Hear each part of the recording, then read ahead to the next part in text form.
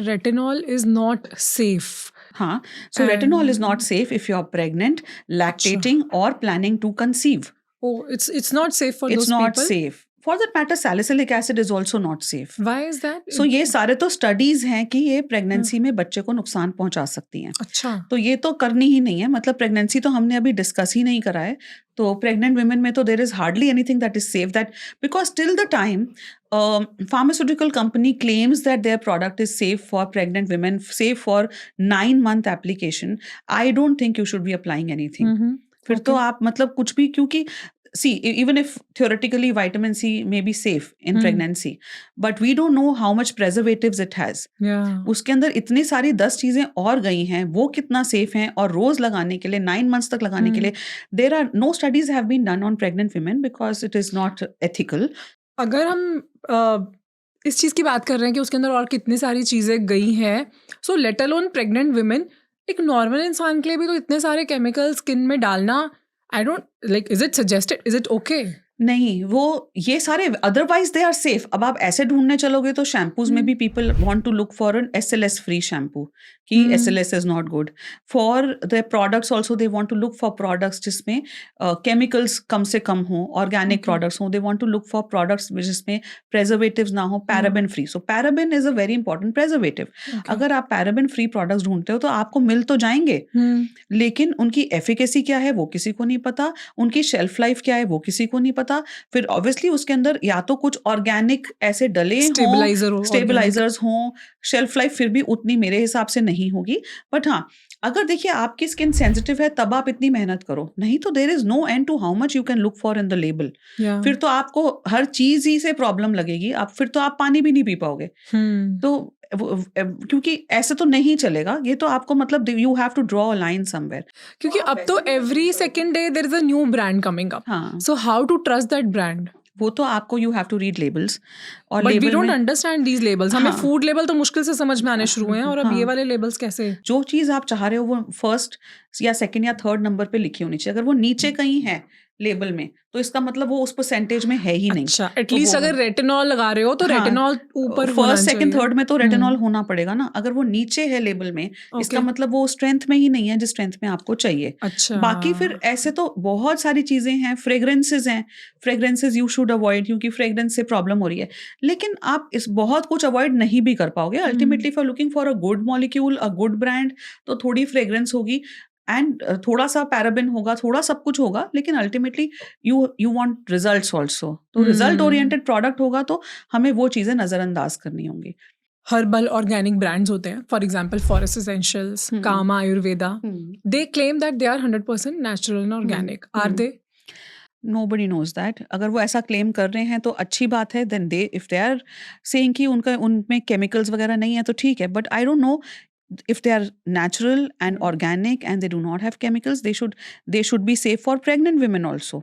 लेकिन ऐसा मुझे कामा आयुर्वेदा या फॉरेस्ट एसेंशियल के लेबल में नहीं लगा कि this product is safe for pregnancy and lactation also. Rather, there are now these days brands that are claiming that they are manufacturing products for pregnant women. So अब तो ऐसे brands हैं वो claim कर रहे हैं, तो जो claim कर रहा है वो मुझे ज़्यादा authentic लगेगा. और मुझे नहीं लगा कि कामा आयुर्वेदा और फॉरेस्ट में ये लिखा हुआ है. अगर उन्होंने ये कह रहे हैं कि प्रेगनेंसी सेफ है तो डेफिनेटली फिर वो पैराबेन फ्री होगा, SLS फ्री होगा, फ्रेग्रेंस फ्री होगा. ओके. तो नॉर्मल लोगों के लिए भी वो लगाना, बट एज यू सेड शायद वो इतना फिर इफेक्टिव ना हो. However, I personally use forest essentials because I love there collection and everything. और उनके क्लेम्स भी होते हैं, इनफैक्ट इतने स्ट्रॉन्ग क्लेम्स होते हैं कि 30 days of regular application, regular use के बाद you will see noticeable difference. इस तरह के क्लेम्स होते हैं. I think that's all marketing. That's all marketing. So आप ऑडियंस के उस पे वो कर रहे हो कि ऑडियंस को हम बोल रहे हैं कि केमिकल फ्री है और रिजल्ट भी आ जाएगा. Ultimately I get to see a lot of people every day जो फॉरेस्ट एसेंशियल लगा रहे हैं लेकिन स्किन उतनी अच्छी नहीं लग रही. And I can tell them exactly what if they apply तो स्किन अच्छी हो जाएगी. बट फिर आप बोलो कि इसमें ये है वो है, वो तो ऐसा तो नहीं हो पाएगा. But then these are also good products, good brands, and they are not organic though, लेकिन दे आर रिजल्ट ओरिएंटेड. अब फिर तो ऐसे तो फिर फॉरेस्ट एसेंशियल और कामा आयुर्वेदा लगा रहे हो, आपको फील गुड फैक्टर आ रहा है लेकिन रिजल्ट नहीं आ रहा. मुझे लगता है फील गुड फैक्टर ज्यादा है, सेटिस्फैक्शन ज्यादा है, और that I am doing something for my skin and I am not doing anything wrong for my skin. वो वाला फील गुड फैक्टर आ रहा है मेरे हिसाब से.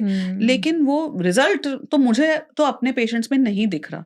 एक आध प्रोडक्ट हो सकता है कि वो कहते हैं उसका सौंदर्य उनको अच्छा लगता है या कुछ उनके सिरम्स अच्छे लगते हैं, but by and large I don't think they are very result oriented. Because result जहां चाहिए वहां पे थोड़ा सा स्ट्रॉन्ग तो होना पड़ेगा प्रोडक्ट को. रिजल्ट्स तभी आएंगे. राइट. थोड़ा एग्रेसिव होना पड़ेगा. ओके, आई थिंक हर चीज में ये होता है. In fact if we compare the medicine system, तो जो आयुर्वेदिक हर्बल मेडिसिन हैं उनसे फर्क तो पड़ता है, but they are slow, they very slow. It will take its own time. So I think that same goes with the skin care also. Right. ठीक है. तो वापस आते हैं अपने रूटीन पे, जिस एज ग्रुप की अभी हम बात कर रहे थे. तो अब 25 प्लस में हमें रेटिनॉल लगाना है. रेटिनॉल में I'd suggest that since we have a huge basket of retinol family in India, Indian brands that are superior to retinol, and wiser formulations. Why wiser? Because these days we have retinols with peptides. तो जब peptide और retinol साथ में मिलेगा तो हम वो लगाएंगे. तो वो एक चीज़ हो गई जो मुझे स्मार्ट लगता है. दैट इज बाय डीकंस्ट्रक्ट एक प्रोडक्ट है. उसके अलावा वी हैव रेटिनॉल्स में रेटिनाल्डिहाइड, जो कि मैंने अपनी कई वीडियोस में बोला है. It is a stronger formulation, superior formulation, but stability issues की वजह से इंडिया में अवेलेबल नहीं था. अब अवेलेबल है रेटिनॉल. तो वो बहुत सारी कंपनीज का अवेलेबल है रेटिनॉल. वो हम लगा सकते हैं. हम ब्रांड्स अपनी ऑडियंस को बता देंगे. फिर उसके अलावा gran active retinoid. Gran active retinoid is retinoic acid, जो एक ट्रेटिनॉइन बहुत पॉपुलर है इंडिया में. तो उसका एस्टर फॉर्मुलेशन है gran active retinoid. Again very strong formulation, very good for anti ageing. ये ऑर्डिनरी का, मिनिमलिस्ट का, इन सब का अवेलेबल है. सो देयर बहुत सारे ब्रांड्स इंडिया में available and budget friendly and stronger than retinol. तो वो, और जैसे मैं हमेशा कहती हूँ कि यू कैन अप्लाई 20s में ट्वाइस अ वीक, 30s में thrice a week retinol, 40s में 4 times अ वीक रात को रेटिनॉल लगाना है, 50s में 5 times अ वीक रेटिनॉल लगाना है. बाकी टाइम पे आप ग्लाइकोलिक एसिड लगा सकते हैं, दूसरे मॉलिक्यूल्स लगा सकते हैं जो किसी और इंडिकेशन पे काम करें. तो उस तरीके से you can formulate your plan. But retinol is good for everyone. It's good for people who are looking for an anti-aging product. And if you have a sensitive skin, retinol may not be the right molecule for you. You can use peptides as anti-aging because they're more hydrating. Bakuchiol is another molecule. तो एक बहुत important अच्छा brand है जिसमें retinyl palmitate, which is an ester of retinol, so weaker than retinol, plus bakuchiol. ये brand जो है, ये अगर आपकी बहुत सेंसिटिव स्किन है तो ये प्लम का है. तो प्लम के मतलब जिसका मतलब है कि इंडियन ब्रांड्स भी बहुत दिमाग लगा के बहुत वाइजली अपनी फॉर्मुलेशंस बना रहे हैं कि नाउ प्लम से मैंने फ्रैंकली एक्सपेक्ट नहीं किया था कि ऐसा प्रोडक्ट होगा जो कि ट्राई किया जा सकता है. It is for somebody with a sensitive skin. उनको रेटिनॉल लगाना है तो रेटिनाइल पामिटेट है, not retinol, which is weaker than retinol, plus bakuchiol which is like an organic product, organic anti ageing molecule. तो इसके कॉम्बिनेशन से उन्होंने तो ये प्लम का हो गया. लेकिन इसी तरीके से बट मैं कहूंगी कि आप फिर गलत मार्केटिंग ना करें. If your product has retinyl palmitate, you mention retinyl palmitate, don't mention retinol. क्योंकि रेटिनॉल जैसे पहले ओले वगैरह में रेटिनाइल पामिटेट था. और लोग सारे सोचते थे जब ओले नया इंडिया में आया था, एवरीबडी यूज्ड टू थिंक कि हम तो रेटिनॉल लगा रहे हैं. But then it was retinyl palmitate पहले. तो so what's the reason? Is it cheaper also? It is. So I think the idea was उस समय इंडिया में कि जब आप दे रहे हो कोई ऐसी चीज़ जो कि बल्क में लगानी है, बिना डॉक्टर के सुपरविजन के लगानी है, तो इसको वीक बनाओ. कंप्लेंट्स नहीं आनी चाहिए इससे. तो retinyl palmitate is very weak की फायदा होगा नहीं, उससे हमें फर्क नहीं पड़ता और नुकसान पक्का नहीं होगा. बिक भी जाएगा क्योंकि रेटिनॉल करके, और किसी को पता भी नहीं कि इसके अंदर क्या है, क्योंकि ऑडियंस उस टाइम पे एजुकेटेड नहीं थी. This I am talking 10 years back. फिर कोविड में with is a lot of awareness with the social media and all of that, अब पब्लिक को पता है कि हम एग्जैक्टली क्या लगा रहे हैं. आप गूगल भी कर सकते हो उस मॉलिक्यूल को, और you can choose what is right for you and what is not right for you, and you invest wisely.